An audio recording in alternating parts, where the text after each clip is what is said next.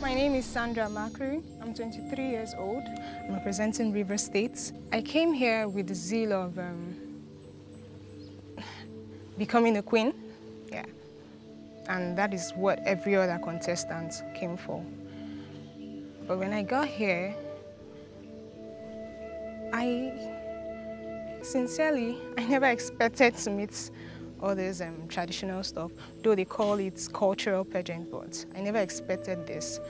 But then when I came here, I grew up with my grandmom, so she taught me the habit of adapting to things. So I had to adapt. I didn't grow up in the village. I've never been to the farm before to fetch firewood or make fire. But then I grew up with my grandmom, but she taught me this habit of adapting wherever you find yourself, whatever activity that is going on in your environment, you try to adapt to it. And then I tried my possible best, went fetch fire. But looking at me, you would think I'm the kind of person that is used to such a life, but then it's really a very nice experience because tomorrow I can proudly say I've done this. Before now, I was a computer illiterate. Yeah, I never knew how to use my system, and then I had this fear like, I don't want to go there. Because people will know, you know, in this generation, if they find out you don't know how to use the system, they'll be like, this girl did this word at all, you're not among. So coming here, I got to know so many things. I never knew how to use the Microsoft Excel.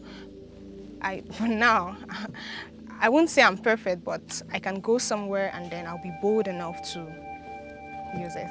And then back to the skill acquisition. During the essay writing, I stated that I love learning new things. Before now, I learned how to make soap in church, but when I tried it, it was a bad one. But then the skill acquisition actually broadened my knowledge towards that. And I believe when I go back home, I'll be able to do better than I did.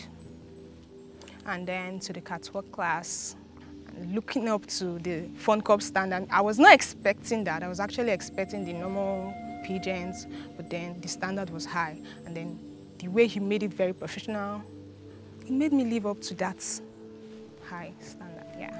The aerobics was really, really difficult for the first 3 days because I'm not used to that, sincerely. I run away from it whenever I hear people say, let's go for exercise, aerobics. I run away from it because, things, I don't know how to endure that, but I love cooking a whole lot.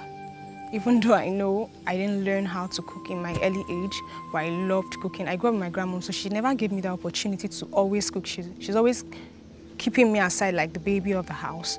And thanks to God, I did it very well, though not perfect.